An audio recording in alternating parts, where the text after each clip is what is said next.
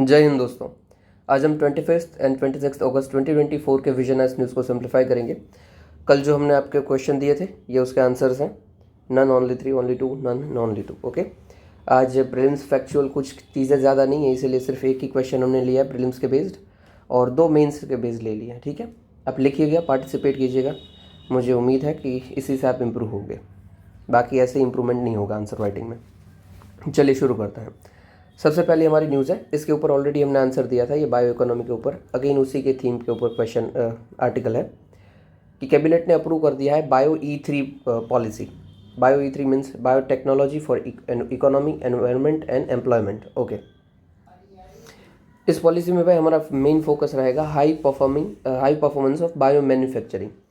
अभी bio manufacturing क्या होता है? हाई परफॉर्मेंस मैन्युफैक्चरिंग, तो जिसके अंदर हम बायो बेस्ड प्रोडक्ट का यूज़ करेंगे, मेथड का यूज़ करेंगे, प्रोसेसेस का यूज़ करेंगे, दैट्स इट। ठीक है, अभी साइलेंट फीचर्स क्या क्या रहने वाले हैं इस पॉलिसी के? तो इनोवेशन ड्रिवन होगा, R&D का यूज़ करेंगे, उसको सपोर्ट करेंगे। फिर बायो मैन्युफैक्चरिंग और बायो AI हब्स को और बायो फाउंड्री को हम सपोर्ट करेंगे और रीजनरेटिव बायो इकोनॉमी को सपोर्ट करेंगे। ओके, ग्रोथ करेंगे। इसमें हम फैसिलिटेट करेंगे इंडिया के स्किल्ड वर्कफोर्स का और जॉब क्रिएशन करेंगे। ओके, सब जनरल टॉपिक्स है, ठीक है, जनरल बात है। फ़ायदा क्या होने वाला है जिसको आप एक्चुअली दूसरे क्वेश्चंस में भी यूज़ करेंगे, हर जगह ये काम आ जाता है। तो सबसे पहले जो गवर्नमेंट का एम है net zero carbon economy by 2070, उसके हमें सपोर्ट मिलेगा। और फिर लाइफ इनिशिएटिव है जो लाइफस्टाइल फॉर एनवायरनमेंट, ये पीएम मोदी जी ने 26 COP में लॉन्च किया था ग्लासगो, उसमें भी हमें हेल्प मिलेगी। ठीक है, फर्दर हमें ग्रीन ग्रोथ प्रमोट कर पाएंगे इकोनॉमी में और सर्कुलर इकोनॉमी की तरफ हमारा एक और स्टेप होगा। ओके, एट लास्ट इसको आप चैलेंज अपना जो कंक्लूजन करो उसमें यूज़ कर लीजिए कि भाई ये बायो विजन फॉर विकसित भारत ये हमारा रखेगा। ठीक है, फ्यूचर के सस्टेनेबल इनोवेशन कुछ हमें करना है, तो ये हमारा जो विजन है विकसित भारत बाय 2047 उसका एक ये स्टेप है। Okay, that's it. कुछ फैक्चुअल डेटा देख लेते हैं बायोटेक्नोलॉजी का क्या है। तो भाई 2030 तक तो 300 बिलियन तक ये हो जाएगा, अभी के लिए 150 बिलियन के आसपास है। 3% शेयर है हमारा ग्लोबल इंडस्ट्री के अंदर, एशिया में हम 3rd और वर्ल्ड में 12th पे आते हैं।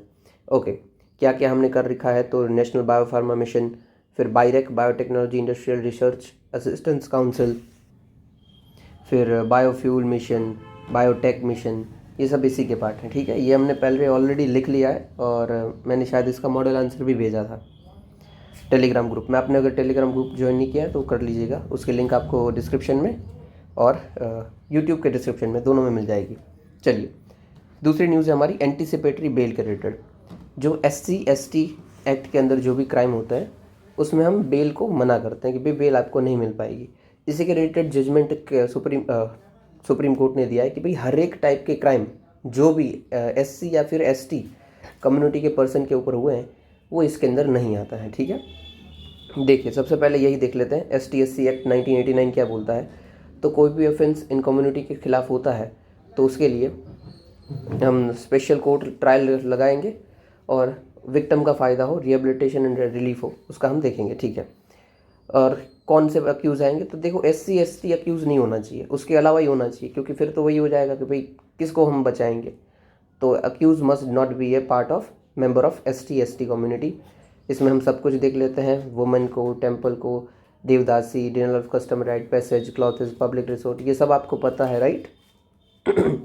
ऑल्सो ये एक्ट क्या प्रोवाइड करता है? तो neglect of duties under act of public servant, क्योंकि फिर ऐसा होगा कि अगर पब्लिक सर्वेंट की भी ड्यूटीज़ को आप इसके अंदर काउंट कर लोगे तो सर्वेंट काम नहीं कर पाएंगे। ठीक है, मेन एम क्या होता है कि समझ लीजिए SC/ST कम्युनिटी का कोई पर्सन है और उसको कोई गाली गलौच दे देता है पर्टिकुलरली पूरी कम्युनिटी को कि आप कम्युनिटी वाले ही ऐसे होते हो, तो इसके अंदर सामने वाला कंप्लेन कर सकता है और चार्जेस फाइल कर सकता है। ठीक है, अभी सुप्रीम कोर्ट ने क्या बोला था भाई कि कोई पर्टिकुलर मेंबर की इंसल्ट करी जाए तो वो पूरी कम्युनिटी के ऊपर क्राइम नहीं हो सकता है। जैसे समझ लीजिए मैंने ABC पर्सन है, उसको गाली दे दी कि यार तू ठीक बंदा नहीं है, ऐसा है तैसा है, तो उसका मतलब ये नहीं कि मैंने पूरी कम्युनिटी को गाली दे दी है। आप इस गाली को ऐसा नहीं बता सकते हो कि ये भाई पूरी कम्युनिटी को गाली दे रहा है, हमारी कास्ट आइडेंटिटी को ख़राब कर रहा है। तो बस कोई पर्सन को दिया हुआ, कोई बोला हुआ या फिर कोई पर्टिकुलर ऑफेंस किया हुआ पूरी कम्युनिटी को या फिर इस एक्ट को अकॉर्डिंग काउंट नहीं होता है। ठीक है, इसके अंदर चार्जेस नहीं लगेंगे। साथ ही साथ उसका जो इंटेंशन है वो भी होना चाहिए कि वो इंसल्ट करना चाहता है। ऐसे ही ना हो कि नॉर्मल बात कर रहा है और उसको भी आपने बोल लिया कि ये इंसल्ट है मेरी, आपके अकॉर्डिंग इंसल्ट है और आपने इसको काउंट कर लिया तो वो नहीं चलता है, ठीक है। और वो मस्ट इंक्लूड करना चाहिए, जैसे कि अनटचेबिलिटी प्रैक्टिस हो रही हो, कास्ट सुपेरियोरिटी की चीज़ हो रही हो, इंसल्ट हो रही हो, या फिर किसी को नीचे दिखाने वाली बातें हो रही हो। ओके ये जनरल जो चीज़ हुई। और इसके अंदर जो CRPC एंटीसिपेटरी बेल है उसमें बोला है कि मिल सकती है, ठीक है, हर एक चीज़ में ये अप्लाई नहीं होता है, ठीक है। अभी एंटीसिपेटरी बेल क्या होती है, जिसको हमने बोला कि हाँ भाई हो सकता है, हर एक केसेस में हम उसको रोक नहीं रहे। तो समझ लीजिए किसी पर्सन ने कोई क्राइम किया है या फिर क्राइम नहीं भी किया है, डजेंट मैटर, ठीक है, उसके ऊपर इन शॉर्ट ऐसे चार्जेस है कि भाई इसने ये किया हो सकता है, तो जो उसके ऊपर भी ये चार्ज लगे हैं वो before arrest and even after arrest bell डाल सकता है, मतलब पहले ही बेल डाल दे, एंटीसिपेट कर दे, एंटीसिपेट कर दे कि भाई मुझे अरेस्ट ना किया जाए। समझ लीजिए वो बंदा बहुत प्रेस्टीजियस है, रिलायंस का ऑनर है समझ लीजिए, अभी उसके ऊपर कोई ऐसे चार्जेस लगे जाते हैं तो सिर्फ इस चार्जेस के चलते ही उनकी पूरी की पूरी स्टॉक मार्केट की वैल्यू गिर जाएगी, उसकी कंपनी गिर जाएगी। तो इसलिए पहले ही एंटीसिपेटरी बेल डाल सकता है, ठीक है, ताकि उसका फ्यूचर में कुछ नुकसान ना हो जाए, ठीक है, कि पहले ही आपने बेल डाल दी कि अगर मेरा इन फ्यूचर भी अरेस्ट होता है तो मुझे बेल ही मिली होनी चाहिए, डन। और बाद में भी डाल सकते हैं, ऐसा कुछ खास नहीं है। अभी आपको दूसरे भी बेल के टाइप दिखा देता हूँ, एक सेकंड सिर्फ आप रुकिए। ये देखिए ये हमने पहले भी कवर किया हुआ है, ये रहा anticipatory bail, before and after FIR file हो सकती है। ऑल क्राइम के चलते ये नहीं होता है, जैसे कि कुछ क्राइम नहीं है जिसके अंदर SC ST, इसी के रिलेटेड हमने न्यूज़ देखी, ठीक है, कि ST SC में सारे के सारे नहीं आ जाएंगे। अगर पर्टिकुलर पर्सन को भी बोला है तो भी आप बोलोगे यार कि SC ST में आप एंटीसिपेटरी बेल नहीं मिल सकती, ऐसा नहीं है, मिल जाएगी अगर कुछ सर्टेन कंडीशंस है। और इवन रेप जैसे केसेस में भी नहीं मिलती है। ओके ये किसको सर्टिफाई होना चाहिए, भाई कोर्ट डिसाइड करेगी कि ये है रिलेटेड या नहीं है, जैसे अभी अभी सुप्रीम कोर्ट ने बोला है। तो ये है एंटीसिपेटरी। दूसरी होती है डिफ़ॉल्ट बेल। डिफ़ॉल्ट बेल मतलब समझ लीजिए किसी भी पर्सन को अरेस्ट किया हुआ है और उस वो जो चार्ज लगाए हुए हैं उसकी सज़ा मैक्सिमम 10 साल तक हो सकती है। और इसके रिलेटेड उसको चार्जशीट, पुलिस वाला कोई भी अरेस्ट करता है ना तो उसको चार्जेस फाइल करने होते हैं कि इसके ऊपर ये चार्जेस लगे हैं। और ये चार्जेस अगर 90 डेज तक नहीं लगाए जाते हैं, चार्जशीट फाइल नहीं होती है, तो उसको बेल दी जाएगा, डिफ़ॉल्ट बेल, ऑटोमेटिक बेल मिल जाएगा। और दूसरा ऐसी कोई सज़ा जो कि 10 साल से कम हो सकती है, 6 7 8 9, ठीक है, उसके लिए 60 डेज़ दे रखे हैं चार्जेस फाइल करने के लिए। और सेम 60 डेज़ के अंदर चार्जशीट फाइल नहीं होती है पुलिस के द्वारा कि ये चार्जेस लगे हैं बंदे के ऊपर, तो अगेन इनको डिफ़ॉल्ट बेल मिल जाएगी, ऑटोमेटिक बेल मिल जाएगी, ठीक है। अभी देखो डिफ़ॉल्ट बेल का मतलब ऐसा नहीं है कि आपको खुद छोड़ देंगे, आपको फाइल करना पड़ेगा कि भाई डिफ़ॉल्ट बेल मुझे दो, इन लोगों ने अभी तक चार्जशीट फाइल नहीं की और इतने दिन हो गए हैं, ठीक है। फिर होता है इंटरिम बेल। इंटरिम बेल का देखो CRPC में तो कोई मेंशन है नहीं, पर फिर भी ये है, ये क्या बोलता है इन शॉर्ट कि भाई मेरे अरेस्ट को कुछ टाइम के लिए पोज कर दो, यार बाद में अरेस्ट कर लेना, अभी मुझे कुछ काम है, या फिर शॉर्ट टाइम के लिए उन्हें छोड़ दिया जाए कोई पर्टिकुलर कंडीशन के लिए, कि भाई समझ लीजिए किसी की डेथ होगी उनके रिलेटिव की, तो ये है इंटरिम बेल, कुछ छोटे टाइम के लिए आपको छोड़ा जाता है।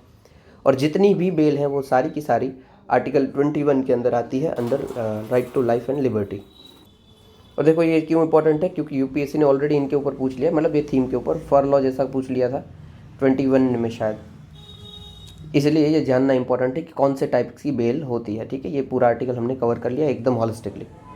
चलिए आगे देखते हैं। फिर है लेफ्ट विंग एक्सट्रीमिज़म। ओके यही समझा लेता हूँ सबसे पहले, ये क्या है लेफ्ट विंग एक्सट्रीमिज़म। देखिए नक्सलबारी करके वेस्ट बंगाल और छत्तीसगढ़ के बॉर्डर के एरिया में डिस्ट्रिक्ट थी, यहाँ से इमर्ज हुआ है। ये माओइस्ट आइडियोलॉजी रखता है। माओइस्ट आइडियोलॉजी क्या है कि भाई जो करंट रूलिंग गवर्नमेंट है उनको उखाड़ फेंकना, ओवरथ्रो कर देना, ताकि हमारा जो भी मकसद है, हमारा जो भी एम है या फिर नीड है वो फुलफिल हो सके, दैट्स इट, ठीक है। Maoist ideology violent overthrow of political system, मतलब जो गवर्नमेंट है उनको उखाड़ फेंकना ताकि उनके काम फुलफिल हो सके, ठीक है। चलिए ये जो माओइस्ट आइडियोलॉजी है ना, ये चाइना में माओ करके थे, उनसे ये इमर्ज हुई है। अभी माओ किससे इंस्पायर्ड थे, तो माओ इंस्पायर्ड थे मार्क्स से। अगर आपका सोशियोलॉजी है ऑप्शनल या फिर PSR ऑप्शनल है तो आपको डेफिनेटली इनके बारे में पता होगा। चलिए आगे देखते हैं। तो इन शॉर्ट क्या बात करता है कि गवर्नमेंट को हटा देना, जो पॉलिटिकल सिस्टम है उनको हटा देना। हम अक्सर ये सुनते रहते हैं कि नक्सल्स का अटैक हो गया, नक्सलिज्म, ये यही है, ठीक है, ये नक्सलिज्म ही है। चलिए आगे देखते हैं। करंट स्टेटस क्या है, तो भाई पहले से मुताबिक काफ़ी कम हो चुका है, बट फिर भी है।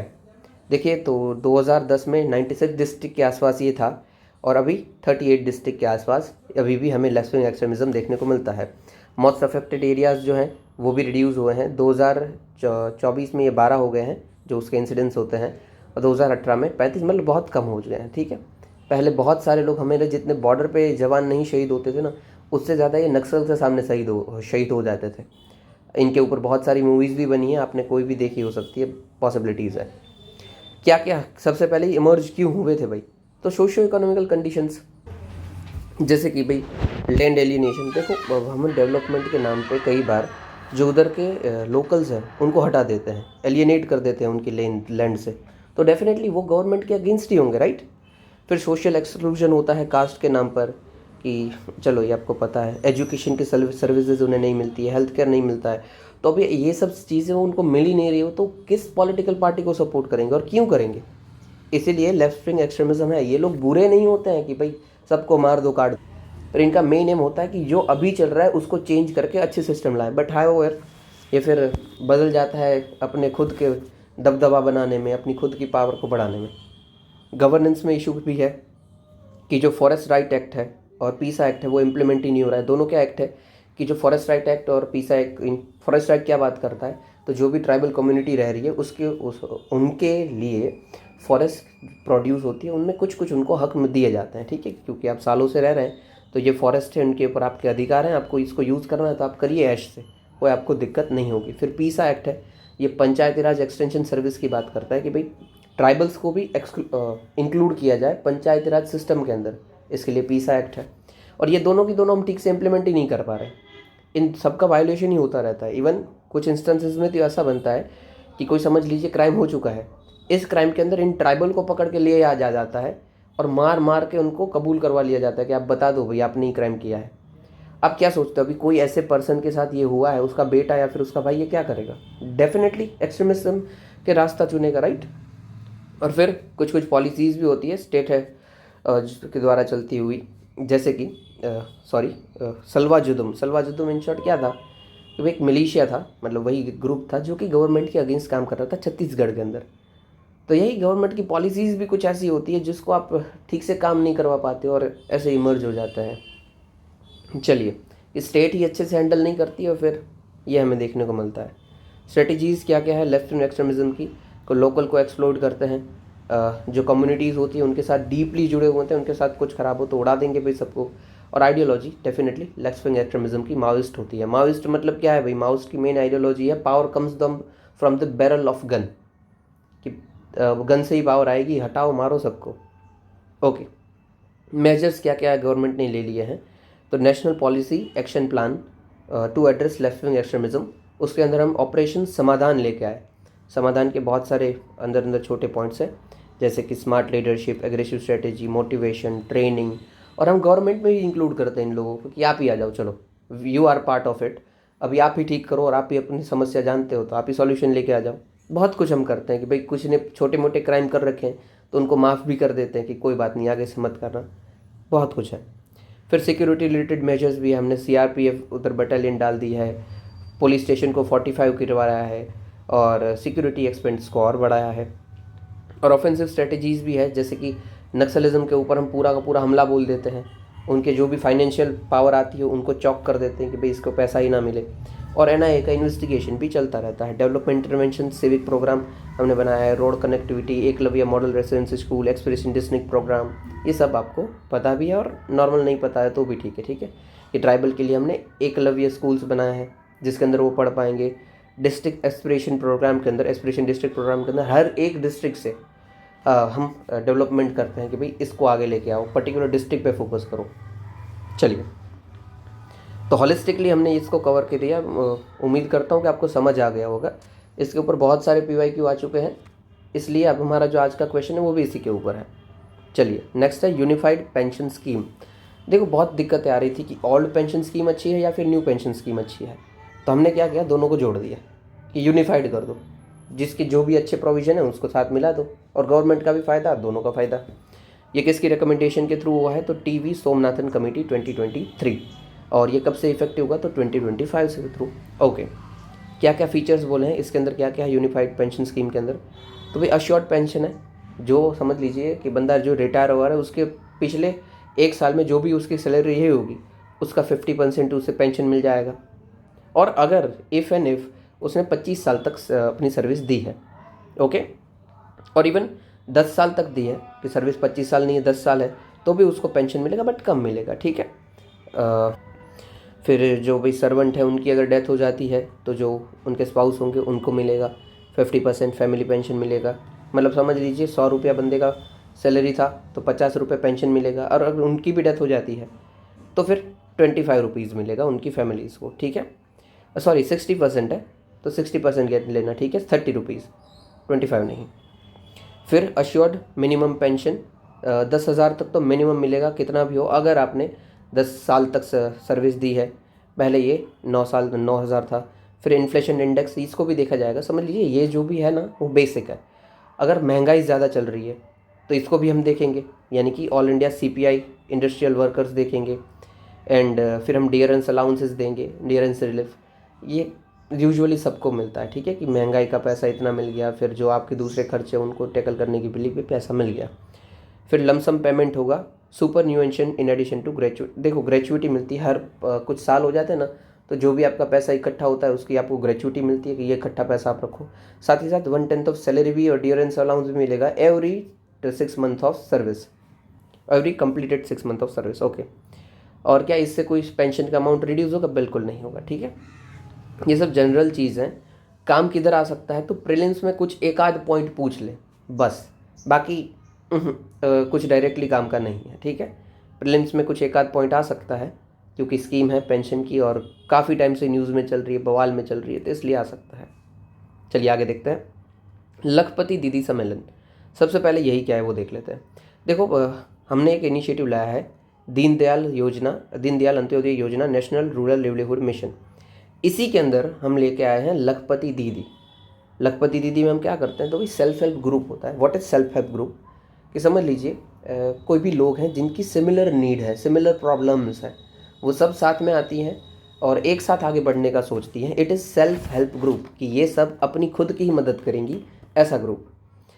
तो इसी के रिलेटेड प्रमोशन के लिए ये है। समझ लीजिए कोई सेल्फ हेल्प ग्रुप है जो कि वुमन लेड है, तो हम इसको in self help group members को गारंटी देते हैं कि आपको हम एनुअल 1 लाख रुपीज़ तक का पैसा कमा के देंगे। ऐसा कुछ एम्प्लॉयमेंट देंगे कि आप एनुअली 1 लाख तक कमा लो। देखो 1 लाख कम नहीं होता है, अप्रॉक्सीमेटली 12,500 रुपये होंगे, तो इट्स फाइन राइट, कि जो रूरल एरियाज़ में रह रहे हैं उनके लिए महीने के 12,500 मिल रहे हैं, वो भी विमेन को, then it is fine, okay. इसमें क्या हमारा टारगेट, तो अभी तक हम 1 करोड़ लखपति दीदीज बना चुके हैं, मतलब ऐसे जिनको हम ये दे रहे हैं। हमारा टारगेट है कि हम 3 करोड़ तक बना लेंगे, ओके। चैलेंजेस क्या क्या है, तो वुमेन के पास नॉलेज नहीं है, फाइनेंस के सोर्सेज नहीं है, गवर्नमेंट स्कीम की अवेयरनेस नहीं है, और साथ ही साथ उन्हें यूज़ भी नहीं कर पाते हैं, मार्केटिंग स्ट्रेटेजीज़ नहीं है, और प्रोडक्ट की क्वालिटी के भी इशू होते हैं क्योंकि ये खुद बनाते हैं, नॉलेज नहीं है, स्किल्स नहीं है, तो डेफिनेटली ये सब इशूज़ होंगे। मेजर्स क्या क्या हैं जो हमें प्रमोट करने के लिए सेल्फ हेल्प ग्रुप को लिए हैं, तो सबसे पहले यही scheme national rural livelihood mission Deendayal Antyodaya योजना, इसके अंदर फंड भी हम प्रोवाइड करते हैं, ट्रेनिंग भी प्रोवाइड करते हैं, और एम्प्लॉयमेंट तो देते ही देते हैं। फिर स्टार्टअप विलेज एंटरप्रेन्योरशिप प्रोग्राम, साथ ही साथ self help group bank linkage programme. इसके साथ क्या कि आपका जो अकाउंट है उनको बैंक के साथ लिंक कर दिया जाएगा, ताकि आपको जो भी पैसा मिल रहा है उधर मिलता जाए और आपको बैंकिंग इंक्लूजन भी हो जाए। ये नाबार्ड लेके आया था फाइनेंशियल इंक्लूजन के लिए।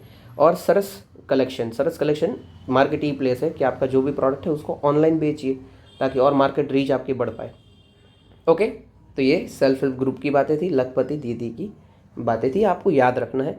इवन जो वुमेन के रिलेटेड क्वेश्चन आते हैं ना, उधर भी आप ये सब पॉइंट को यूज़ कर सकते हो मेंस में, कि हाँ भाई वुमेन के लिए ये स्टेप लिए हुआ है गवर्नमेंट और ये काम हम कर रहे हैं, फाइन। और देखो आप लिखोगे नहीं ना तो इम्प्रूवमेंट नहीं होगा, mark my words, impossible to make it. इसलिए आप लिखो, आप कॉन्स्टेंटली इसको यूज़ करते जाओगे, आप ये पॉइंट्स होंगे उसको आपके आंसर में डालते जाओगे, तो आपको आदत हो जाएगी कि अच्छा मुझे ऐसे करना है। क्योंकि आपको ये मेंस में सिर्फ 7 मिनट मिलती है 10 मार्क्स के आंसर को लिखने के लिए, आपको उधर सोचने के लिए टाइम बिल्कुल नहीं होगा। 1 मिनट भी सोचने रहोगे आपके उधर पीछे 3-4 क्वेश्चन छूट जाएंगे। चलिए आगे देखते हैं। ये डेफिनेशन याद रखनी है, ठीक है। Union cabinet approved the unified scheme of विज्ञान धारा, कुछ भी नहीं है, जो भी पहले विज्ञान के रिलेटेड स्कीम चल रही थी उन सबको हमने मिला दिया। 3 स्कीम, मेनली सब तो नहीं, 3 स्कीम थी, उनको मिला दिया और बोल दिया unified central sector scheme for विज्ञान धारा department of science and technology, that's it. ठीक है, मेन इसका फोकस क्या है, साइंस एंड टेक की कैपेसिटी को बढ़ाना है, हमें इनोवेशन को बढ़ाना है, इकोसिस्टम को और स्ट्रेंथन करना है, ये वो नॉर्मल बात है सब। ये भाई क्या करेगा, इट्स अलाइन विद अनुसंधान नेशनल रिसर्च फाउंडेशन, उसके साथ मिलकर ये हम कर रहे हैं इनके कंपोनेंट। ये किसके थ्रू बना है, तो अनुसंधान रिसर्च फाउंडेशन एक्ट 2023। सिग्निफिकेंस क्या होगा भाई, तो फंड का यूटिलाइजेशन अच्छा होगा, सिंक्रोनाइजेशन अच्छा होगा, ह्यूमन रिसोर्स के पूल को हम यूज़ कर पाएंगे, रिसर्च एंड डेवलपमेंट को और एक्सपांड करेंगे और इम्प्रूव करेंगे हम अपनी full time equivalent research count को। ठीक है, नॉर्मल सब ठीक है। अभी हम देखते हैं शॉर्ट न्यूज़ को।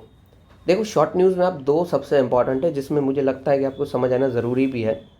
पूछा जाए ना पूछा जाए वो अलग बात है, बट हमारा फ़र्ज़ है कि हम चीज़ को अच्छे से हमेशा पढ़ें। ये बड़ी जो भी न्यूज़ थी हमने उसको देख लिया है। सबसे पहला है सुनो बॉय।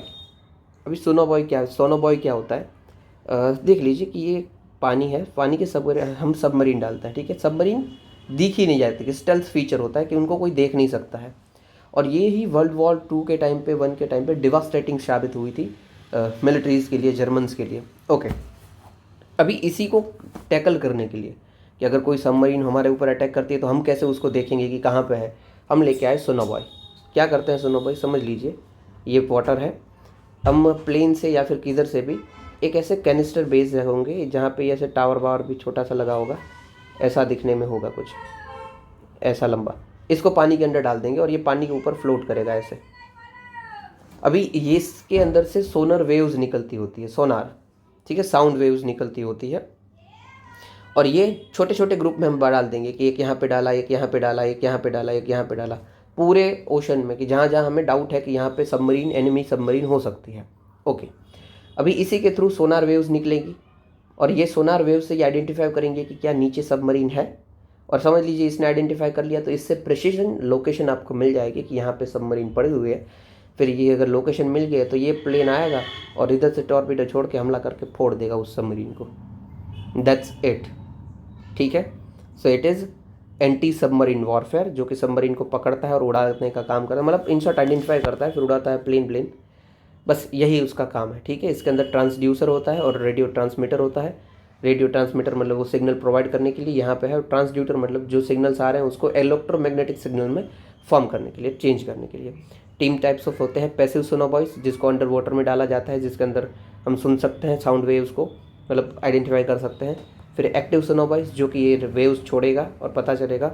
और स्पेशल पर्पस, मतलब ये ऐसा है कि ये अभी हमने एनिमी के लिए ही नहीं डाला हुआ है, ये हमने एनवायरनमेंट को देखने के लिए भी डाला हुआ है कि उधर क्या चल रहा है, वाटर का टेम्परेचर क्या है, वेव की हाइट क्या चल रही है, उधर भी हम यूज़ कर सकते हैं। ठीक है, अगर आपको डिस्कवरी देखी है आपने तो आपने इनको ज़रूर देखा होगा। ठीक है, चलिए देख लीजिएगा, आगे देखते हैं। दूसरा इम्पॉर्टेंट जो हमारा है वो है सोनोल्यूमिनेसेंस। ये भी बहुत काम का है, बहुत काम का और थोड़ा साइंटिफिक है इसीलिए। देखो सोनोल्यूमिनेसेंस क्या होता है। सबसे पहले ल्यूमिनेसेंस, सोनो को हटा दीजिए। ल्यूमिनेसेंस ऐसा मतलब जिसके अंदर से प्रकाश आ रहा हो, ठीक है, लाइट निकल रही हो, वो ल्यूमिनेसेंस है। अभी सोनोल्यूमिनेसेंस क्या है कि ये खुद ही अपने आप से प्रकाश जो लाइट है वो जनरेट करता है। कैसे, देख लीजिए, एक चीज़ समझा देता हूँ। ये इधर ही जो लिखा है पिस्तल श्रिम्प। अभी ये एक श्रिम्प है, ठीक है, इसके अंदर पिस्तल इसीलिए नाम है क्योंकि इसका जो हाथ होता है ना वो कुछ ऐसा होता है, पिस्टल टाइप का, और ये इसकी बॉडी है, ये पिस्टल टाइप का ऐसा हाथ होता है। और ये जो उसके क्लॉज होते हैं, जो श्रिम्प होते हैं उसके क्लॉज होते हैं ना, ऐसे वो बंद करता है, ये ऐसे खट खट खट खट, आपने देखा ही होगा यही। बस इसी ऐसी पिस्टन का टाइप का उनका शेप होता है, और वो इतनी ज़ोर से ये खट करेगा, अपने जो क्लॉ होगा उसको बंद करेगा, ये इतनी ज़ोर से बंद कर देगा कि एक जो उसके अंदर जो पानी होगा ना वो अचानक से झटके से यूँ बाहर निकलेगा और एक बबल क्रिएट हो जाएगा। ठीक है, अभी इसी बबल के थ्रू कुछ ऐसा फिनोमिनन होता है जो साइंटिस्ट को भी अभी तक पता नहीं चला है। ये बबल के थ्रू इतना हाई टेम्परेचर क्रिएट होता है जो कि सन के टेम्परेचर से भी बहुत ज़्यादा होता है, एकदम ट्रिलियंस ऑफ माइक्रो सेकेंड में होता है, एकदम ही छोटे अंतराल में, कि एक सेकंड का आप ट्रिलियन में पहाड़ देख लीजिए उतने में होता है, बट होता ज़रूर है। ठीक है, इसको हम अप्रॉक्सीमेटली 11,000 FPS पे देखते हैं एकदम स्लो करके, तब हमें पता चलता है। तो ये एकदम लो प्रेशर और हाई इन टेम्परेचर वाला क्रिएट हो जाएगा एक बबल, जो कि ट्रिलियंस ऑफ सेकंड तक रहेगा। और इसी बबल जब फूटेगा तब उससे एनर्जी रिलीज़ होगी और लाइट रिलीज़ होगी। That's it. ठीक है, कि एक बबल क्रिएट हो रहा है और उस बबल के का टेम्परेचर बहुत ज़्यादा है और वो जब ब्लास्ट होगा, बर्स्ट होगा, टूटेगा, तो उसके अंदर से लाइट जनरेट होगी, जो कि एकदम ही कम सेकंड के लिए चलने वाली है। ठीक है, कम मतलब 1 सेकंड का भी हज़ारों पार्ट आप देख लीजिए, तब ये होने वाली है, trillions of part. That's it. ठीक है, यही है। और ये जो पिस्टल श्रिम्प है ये सोलोल्यूमिनेसेंस है, मतलब ये ऐसा कुछ परफॉर्म कर सकता है। That's it. ये जो क्रूटासेंस है वो PYQ में ऑलरेडी आ चुका है, इसलिए देख लीजिएगा। समझ गए आप, राइट। सोलर ल्यूमिनेसेंस का मतलब यही होता है कि ऐसा बबल जो कि एनर्जी और लाइट जनरेट कर पाए, और ये पिस्टल श्रिम्प है वो सोलर ल्यूमिनेसेंस है। That's it. चलिए आगे देखते हैं। अभी लाइन में देखते हैं फिर से। श्रब टाइफस, जो मेघालय के CM है वो इनसे इन्फेक्ट हो गए हैं। ये इन शॉर्ट क्या होता है, ये बुश टाइफस से होता है, ये इंसेक्ट होता है। ये अगर आपको काट लेता है तो आपको हो सकता है, इसके अंदर cause by bacteria. Okay, in short ये जो इंसेक्ट होते हैं ना, यही ये बैक्टीरिया को घर होता है, यही लेके आते हैं। ठीक है, ओके। ये बाइट से इन्फेक्ट होता है। शिके कौन सी बाइट होती है, तो शिगर्स या फिर लार्वोमाइट्स। ओके। इसके अंदर क्या होता है, तो आपको रैशिस हो सकती है, फीवर, बॉडी एक, हेड एक, ये सब चीज़ें हो सकती है। इसके लिए कोई वैक्सीन है? डेफिनेटली कोई वैक्सीन नहीं है। नई बीमारी की वैक्सीन कहाँ ही होगी हमारे पास। हालांकि ये थोड़ी पुरानी है, बट जो बीमारी ज़्यादा नहीं होती ना, उसकी हम वैक्सीन में खर्चा भी नहीं करते हैं। ये कहाँ पे हमें देखने मिलती है, तो ईस्टर्न साइड में, पूरे के पूरे ऑस्ट्रेलिया, चाइना, इंडियन का ईस्टर्न पार्ट्स, उस सब में एरिया में देखने को मिलेगी। चलिए आगे बढ़ते हैं। Schedule M drugs and cosmetic, ये क्या बात करता है शेड्यूल M? देखो, हर एक जो दवाई होती है ना, उसके अंदर शेड्यूल नक्की होता है। वही schedule M, schedule H, schedule U, मतलब डिफरेंट होते हैं, क्योंकि ये शेड्यूल की दवाई आपको बिना डॉक्टर के प्रिस्क्रिप्शन से नहीं मिलेगी। वैसे शेड्यूल M बात करता है गुड मैन्युफैक्चरिंग प्रैक्टिस में। गुड मैन्युफैक्चरिंग प्रैक्टिस में क्या आता है कि भाई आप सैनिटेशन एकदम अच्छा रखोगे, आपके जो मटेरियल हैं वो बहुत एक्सीलेंट स्टैंडर्ड के होने चाहिए, उसका पर्टिकुलर स्टैंडर्ड है, मेथड, मशीनरी, जो कुछ भी है वो सब बेस्ट होना चाहिए। बस इसी को हमने इम्प्लीमेंट किया है। जो कंपनीज है वो मांग रही है यार थोड़ा टाइम तो हमें दे दो इसको इम्प्लीमेंट करने के लिए। अभी भी हम इतने कैपेबल नहीं है कि शेड्यूल M वाली सब चीज़ों को इम्प्लीमेंट कर पाएंगे। That's it. ये फर्स्ट हम 1988 में लेके आए थे गुड मैन्युफैक्चरिंग प्रैक्टिसेस को। अभी कंपनीज कुछ टाइम मांग रही है। That's it. ओके, आगे देखते हैं। Atacama salt flat. देखो, अटाकामा सबसे पहले तो ये जो साउथ अमेरिका का पार्ट है, इस एरिया में पड़ता है एकदम। ये अटाकामा डेजर्ट है, ठीक है, साउथ अमेरिका के एकदम वेस्टर्न एज पे। और जो रन ऑफ कच्छ है, white desert, same to same ये वैसा ही दिखता है। ये देख लीजिए, वाइट डेजर्ट के टाइप दिखता है, क्योंकि ये सॉल्ट फ्लैट है। पहले समंदर था, अभी समंदर का पानी चला गया तो वो वाइट डेजर्ट बन गया, क्योंकि सॉल्ट है उस एरिया में पूरा का पूरा। इसी को हम बोलते हैं सलार दे अटाकामा, बिगेस्ट सॉल्ट डिपॉजिट, क्योंकि अभी पानी चला गया है, उधर से पानी निकल गया है, सिर्फ सॉल्ट बचा है, इसलिए बिगेस्ट सॉल्ट डिपॉजिट। ये रफ वाइट सरफेस है, लार्ज सॉल्ट लेक यहाँ पे मिलती है। यहाँ पे हमें लिथियम रिजर्व्स भी बहुत सारी मात्रा में देखने को मिलते हैं। चिले का अटाकामा डिजर्ट के अंदर ये आता है। इसके नॉर्दर्न पार्ट को हम सैन पेड्रो रिवर डेल्टा भी बोलते हैं, क्योंकि वहाँ पे वो रिवर आती होती है। न्यूज़ में हमें क्यों था भाई, ये जो सॉल्ट फ्लैट है ये श्रिंक कर रहा है धीरे धीरे, मतलब वो पानी के अंदर जाता जा रहा है, क्योंकि हम उधर से लिथियम ब्राइन का एक्सट्रैक्शन करते ही जा रहे हैं, तो ये इन शॉर्ट खत्म हो रहा है। That's it. फिर है ग्रेट निकोबार प्रोजेक्ट। क्या है भाई, तो इन शॉर्ट ग्रेट निकोबार को डेवलप करने की बात है। इधर की जो ट्राइब है उनको थोड़ा और सेफ गार्ड देना को प्रोवाइड करना है, उसके लैंड को और रिजर्व करना है, स्ट्रेचिंग इंटरनेशनल ट्रांसशिपमेंट का रूट हमें इसको लेना है। यहाँ पे टाउनशिप, नेशनल डिफेंस का एक सेक्टर, स्ट्रेटेजिक सिग्निफिकेंस, ये सब इन शॉर्ट सब हम बढ़ाएंगे। पावर प्लांट लगा देंगे, एयरपोर्ट लगा देंगे, ये सो ओके। तो न्यूज़ में क्यों था, तो भाई हमारे मिनिस्टर ने बोला कि भाई ग्रेट निकोबार प्रोजेक्ट से हम कोई ट्राइबल को नुकसान नहीं करने वाले हैं। That's it.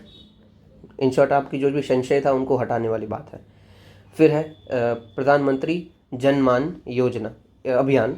इन शॉर्ट इसमें हम क्या काम कर रहे हैं, जो भी ट्राइबल हैं उनको प्रोटेक्शन के देने का, सेफ गार्ड, क्लीन वाटर, सब कुछ प्रोवाइड करने का। That's it. हमारे ट्राइबल में हम किसको देखते हैं, तो 75 जो हमारी पर्टिकुलर वनरेबल ट्राइबल ग्रुप है उन्हीं को हम फोकस में लाएंगे, और कुछ नहीं है। इसको आप यूज़ कहाँ पे करोगे, तो जो भी ट्राइबल डेवलपमेंट के लिए हम काम कर रहे हैं उधर आप यूज़ करो। फिर इवन हमने जो लेफ्ट विंग एक्सट्रीमिज्म का क्वेश्चन देखा ऊपर, उधर भी आप यूज़ करो कि PM जनमान हम लेके आए हैं, जिसमें हम उनका प्रोटेक्शन देते हैं और सब कुछ चीज़ें देखते हैं, क्योंकि वही तो लोग आखिरकार लेफ्ट विंग एक्सट्रीमिज्म फैला रहे हैं। ओके। फिर है मार्शियांगडी रिवर। इन शॉर्ट क्या है कि जो गंगा रिवर हमारी है उसकी एक ट्रिब्यूटरी है गंडकी रिवर। अभी इस गंडकी की रिवर की ट्रिब्यूटरी है मार्शियांगडी रिवर। That's it. यही न्यूज़ में है। क्यों हमें करना चाहिए, तो भाई गंगा रिवर बेसिन के ऊपर बहुत सारे क्वेश्चन ऑलरेडी आ चुके हैं, तो ये हमारा फ़र्ज़ है कि हम इसको कर लेते हैं। ये वही रिवर कौन सी है, तो स्नोफेड रिवर है, पेरिनियल है, हिमालयन रिवर, मतलब हमेशा चलती रहती है, स्नो पिघलता है और ये रिवर चलती रहती है। ओके, खास कुछ वो नहीं है। हाँ, रिवर राफ्टिंग यहाँ पे होती है, हाइड्रो प्रोजेक्ट भी होते हैं, दैट्स इट। आखिरी न्यूज़ है हमारी, शिवराम राजगुरु जी शहीद, जिनकी 116 बर्थ एनिवर्सरी थी, 24 अगस्त को इनका बॉर्न हुआ था, खेड विलेज, पुणे, महाराष्ट्र में। ये HSRA के मेंबर थे। HSRA Hindustan socialist Republican association. Sukhdev और भगत सिंह के साथ इन्होंने मिलकर जॉन सॉन्डर्स की उड़ा दिया था, हत्या कर दी थी। ओके, वो रिवेंज था लाला लाजपत राय की डेथ का। इनको जो 23 मार्च इनकी ट्रिब्यूट को हम शहीद दिवस के नाम से जानते हैं। ओके, शहीद दिवस। और दूसरा, इवन जो गांधी जी की डेथ हुई थी उनको भी हम शहीद दिवस बोलते हैं। मतलब देयर इज़ मिसकॉन्सेप्शंस कि कौन सा सही है कौन सा गलत है, वी डोंट नो। अगर उधर आता है तो थोड़ा सा अवेयरनेस से हमें करना है, ठीक है। मेनली हम क्या यूज़ करेंगे, यही 23 मार्च। बाकी इनकी स्टोरी तो आपको डेफिनेटली पता ही है, राइट।